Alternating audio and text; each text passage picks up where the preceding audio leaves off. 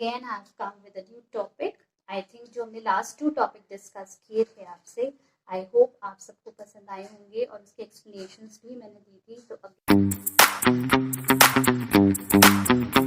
New topic today business studies का ही है, class 9 का ऑब्जेक्टिव ऑफ बिजनेस. और इस टॉपिक के भी नोट्स मैं आपको नेक्स्ट ब्लॉग में शेयर करूंगी. So let's start with a new topic that is objective of business. So, objective of business क्या होता है? It's divided into 5 heads. वो 5 heads में divided है. First है आपका economic object, second है आपका social objects, third है आपका human object, fourth है आपका national object, और first है आपका earning profit. ये लास्ट ब्लॉक से हम डिस्कस कर रहे हैं अर्निंग प्रॉफिट. अब आई थिंक आपको थोड़ा क्लियर हो गया होगा माइंड में what is earning profit. Business का जो इकोनॉमिक एक्टिविटी या इकोनॉमिक ऑब्जेक्ट होता है वो होता है टू अर्न प्रॉफिट. तो maximum profit basically it is the income over the expenditure. Expenditure मतलब जो भी हम खर्चे करते हैं उससे हमें इनकम ज़्यादा होनी चाहिए और खर्चे जो हमारे लॉसेस हैं वो कम होने चाहिए. तभी हम कह सकते हैं that profit earning is the economic object of business.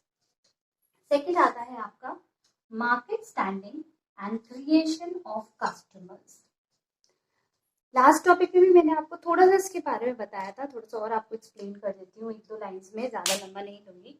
उसमें भी आपको बताया था क्या होता है मार्केट स्टैंडिंग मीन्स जो भी आप बिजनेस करते हैं वो रेगुलर होना चाहिए, उससे आपको प्रॉफिट अर्न होना चाहिए और उससे आपको इनकम जनरेट होनी चाहिए.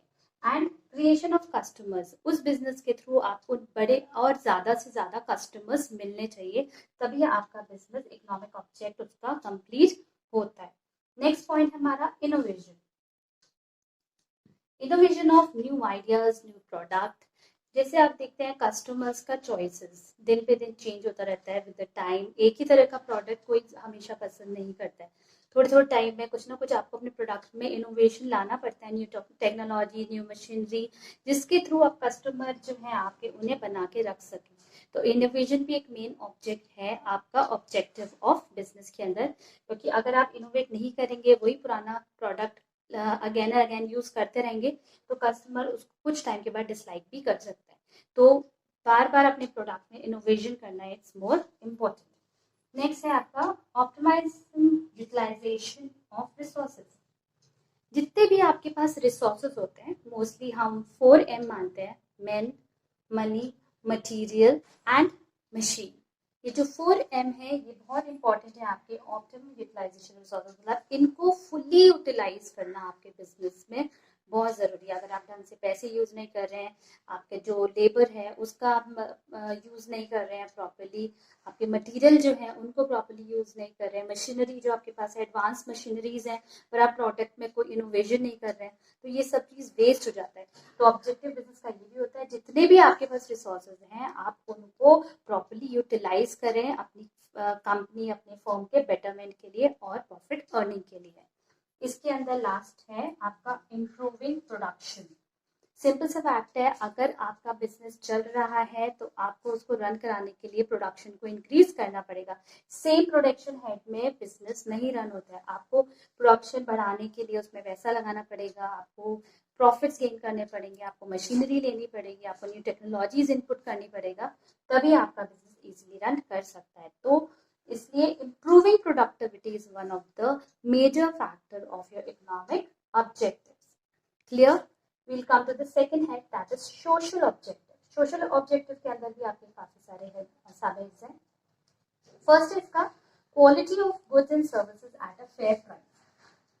जो भी बिजनेस रन कर रहा है उसके लिए ये बहुत ज़रूरी होता है कि जो भी प्रोडक्ट आप मार्केट में इंट्रोड्यूस करते हैं उसके लिए आप एक फेयर प्राइस डिसाइड करें. ये कोई ज़रूरी नहीं है कि आपको लगा कि भाई आपके जो मन में आया आपने वो प्राइस डिसाइड कर लिया. कस्टमर वो प्राइस पे कर सके, वो उसके पॉकेट के अकॉर्डिंगली हो, ये बहुत बड़ा फैक्टर है. तो आपको हमेशा ध्यान रखना चाहिए कि जो भी गुड्स एंड सर्विसेज आप दे रहे हैं it should be of a good quality. सबसे पहले तो उसकी क्वालिटी अच्छी होनी चाहिए और उसका प्राइस रीजनेबल होना चाहिए ताकि लोग उसे अफोर्ड कर सकें और आपका प्रोडक्ट खरीद सकें. जब प्रोडक्ट बिकेगा तभी वो प्रोडक्ट आपका पॉपुलर बनेगा. Then you have avoidance of anti social practices. Anti social practices क्या हुए? आप सामान आपने रोक के रखा है, जब उसकी ज़रूरत ज़्यादा बढ़ेगी हम तब सेल आउट कर देंगे, या फिर ब्लैक मार्केटिंग जो आजकल बहुत पॉपुलरली चल रही है, वो सब चीज़ें बिजनेस में नहीं होनी चाहिए।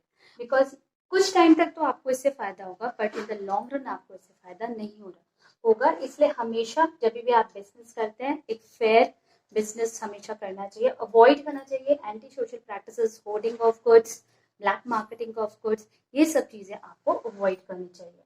नेक्स्ट पॉइंट है आपका generation of employment. Social object में नेक्स्ट आता है generation of employment. Generation of employment मतलब जो भी बिजनेस आप स्टार्ट कर रहे हैं उससे आप ज्यादा से ज्यादा लोगों को एम्प्लॉयमेंट प्रोवाइड करें। हमारी कंट्री का मेजर इशू है कि लोग क्वालिफाइड हैं बट उनके पास एम्प्लॉयमेंट की कमी होने की वजह से उनके पास जॉब्स नहीं है। तो बिजनेस का सोल मोटिव अर्निंग प्रॉफिट के साथ होना चाहिए जनरेशन ऑफ एम्प्लॉयमेंट, ताकि ज्यादा से ज्यादा यूथ को जॉब मिले और वो अपना लाइवलीहुड इजीली चला सके और कंट्री भी प्रॉस्परस होती है because of that factor. Next है हमारा एम्प्लॉइज वेलफेयर। जो लोग आपके पास काम कर रहे हैं उनके बेटरमेंट के लिए भी आपको साथ साथ सोचना पड़ेगा।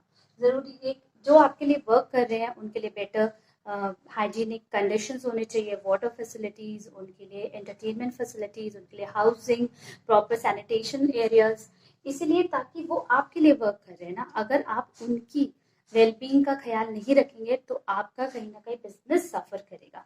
एम्प्लॉयज अगर सेटिस्फाइड नहीं होंगे तो अच्छे से अच्छे एम्प्लॉयज बिजनेस छोड़ के चले जाते हैं। Last in this is community services. As a businessman सिर्फ प्रॉफिट अर्न कर लिया, अपने वर्कर्स को अच्छे सेटिस्फाइड कर लिया, इट्स नॉट द एम। आपको उसके पास अपनी कम्युनिटी, अपने आसपास का जो एरिया है, हमारी जो सोसाइटी है, उसके वेलबींग के बारे में भी सोचना चाहिए। जो बड़ी बड़ी फर्म्स होते हैं वो हॉस्पिटल्स ओपन करते हैं या फिर कुछ स्कूल्स खोल देते हैं या फिर कुछ लोग लाइब्रेरीज, डिस्पेंसरीज खोल देते हैं। तो like Ambanis, you have an example, Ambanis का अपना हॉस्पिटल भी है, स्कूल भी है। तो अगर आपका बिजनेस इतना अच्छा रन कर रहा है कि आप अफोर्ड कर सकते हैं कि आप सोसाइटी की हेल्प कर सके, उनके लिए कुछ बेटर कर सके, तो आप कम्युनिटी सर्विस भी थोड़ा सा प्रोवाइड करा सकते हैं, जिसकी वजह से क्या होगा, आप ही का बिजनेस जो है वो पॉपुलर होगा लोगों के सामने और आपका बिजनेस आगे बढ़ जाएगा। Then will come to the human objective. Human objectives and the generation of employment में ज्यादा कोई आपको फर्क नहीं नजर आएगा। ह्यूमन ऑब्जेक्टिव का मतलब भी सेम ही है आपका, कि आप जो आपके पास वर्कर हैं, जो भी आपके साथ काम कर रहे हैं, उनका बेटरमेंट, उनकी जो भी उनकी चॉइसेस है उसको हेल्प आउट करना, उनको अच्छी सर्विसेज प्रोवाइड करना, उन्हें फैसिलिटीज प्रोवाइड करना और अच्छा रेम्यूनरेशन उनको प्रोवाइड करना, ताकि वो आपके साथ वर्क कर सके। ये आपका आ गया ह्यूमन ऑब्जेक्टिव के अंदर। Then you have the national objective. अब हमने इकोनॉमिक अपने लिए सोच लिया, बिजनेस के लिए, सोशल वर्कर्स के लिए सोच लिया, अपनी सोसाइटी के लिए सोच लिया। Then we'll come to human object, as a human सोच लिया भाई वर्कर्स हैं हमारे साथ, उनको हम हेल्प आउट करें। अब as a national object, national object मतलब जो कंट्री है, हम कंट्री के लिए कैसे बेटरमेंट कर सकते हैं according to the business.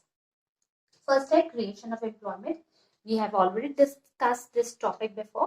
Creation of employment मतलब अच्छा एम्प्लॉयमेंट प्रोवाइड कर सकते हैं लोगों को आप ज्यादा से ज्यादा, अगर आपका बिजनेस अच्छे से रन करता है। प्रमोशन ऑफ सोशल जस्टिस का मतलब है जितने भी एम्प्लॉयज हैं आप उनको इक्वल ग्राउंड्स पे जज करें, कोई फेवरेटिज्म नहीं होना चाहिए, मेल या फीमेल में डिफरेंस नहीं होना चाहिए। देयर शुड बी लाइक, अगर आपके पास कोई एम्प्लॉयज हैं उन्हें फेयर रेम्यूनरेशन दीजिए, उनको जैसे आप जो ट्रीटमेंट मेल्स को दे रहे हैं वही ट्रीटमेंट आपको फीमेल्स को भी देना है।